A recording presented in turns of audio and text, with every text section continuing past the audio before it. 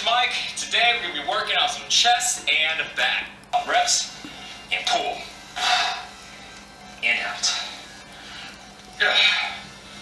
In out. The harder you pull, the more it's going to work. The lighter you pull, the less it's going to work. Keep it nice and tight. What's up, everybody? Welcome back to Prime Performance. As always, Coach Kyle right here, Coach Graham behind the camera. Get him, Rock! Hit him, Rocky! Alright, now as you can see from the beginning of this video and the title of the video, it's somewhat to do with Mike Chang and my love of Mike Chang. Now, that's a lie, I don't actually love him, but a lot of people like to bash him and they might have some validity in what they say, but if you know what you're looking for, there's also some good information in between some of the bullshit that he does say. So when I was on YouTube, I came across a video where he's talking about a towel workout or towel drills or whatnot. And you can see in comments, and I've also seen other videos where people bash him for this towel drill. But honestly, there's a lot of validity in it, especially from a nervous system standpoint. Where not that you're necessarily going to build muscle doing it, but you're going to teach your brain the amount of tension and what your brain needs to be doing throughout these movements when you actually have load. Because if you're not acting on load the way he describes with the towel in your exercises, you are leaving a lot of room for mistakes or just not progressing as fast as you could. And if you're not progressing as fast as you could, arguably you're wasting some time in the gym where maybe you can get that six-pack sooner, you can get the jacked back or whatever the hell your goal is. You can achieve it faster if your brain is doing the things it needs to do each and every workout. So, for example, in the exercise thing, you can see him doing a towel drill and the one being a towel pull. And he describes a lot of tension, pulling on that towel. And you can see on the towel when there's either a little bit of slack or you've pulled it completely tight.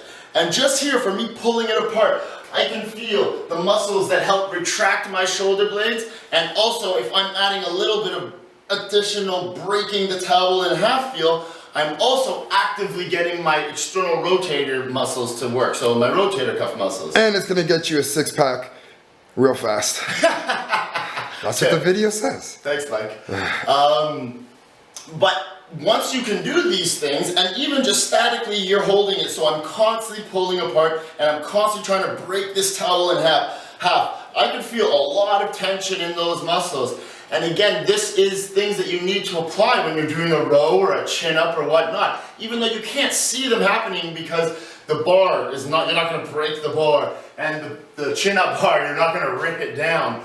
But those are the intentions that should be in the brain to make sure the right muscles are working at the right points so that you're keeping things effective and safe.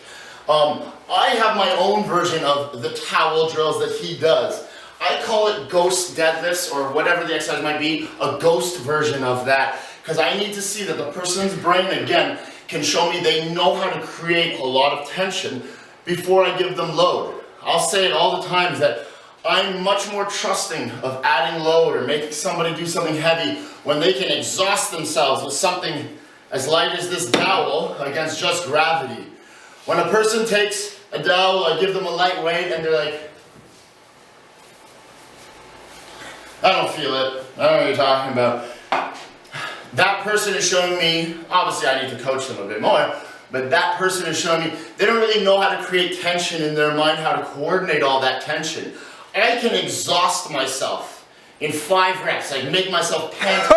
I bet 3. Yeah, probably. You're already out of breath. Shut up! There's tension when I talk. But you'll see with the ghost deadlift, and if a lot of my clients, if you're watching this, do you know how many of you I've made do the ghost deadlift, and how many of you is sweating your ass off, almost getting ridiculously tired just with this. But here I am crushing the dowel harder than I need to crush it, where I'm, look how white my knuckles are. I am crushing as hard as I can. And every second that goes by, you just made it blurry, did you? Yep. Okay, fix it. It's good. Every second that goes by, I'm constantly trying to crush it harder. in terms of it being against my legs, I am now trying to wrap this bar around my body. And you can see how tight it's made my upper back. I haven't even moved and I'm already tired from this. I'm squeezing my ass as hard as I can. As I push my hip back, I am actively reaching back, placing tension in my hips and my legs. The bar, I still have that tension on it, my lats.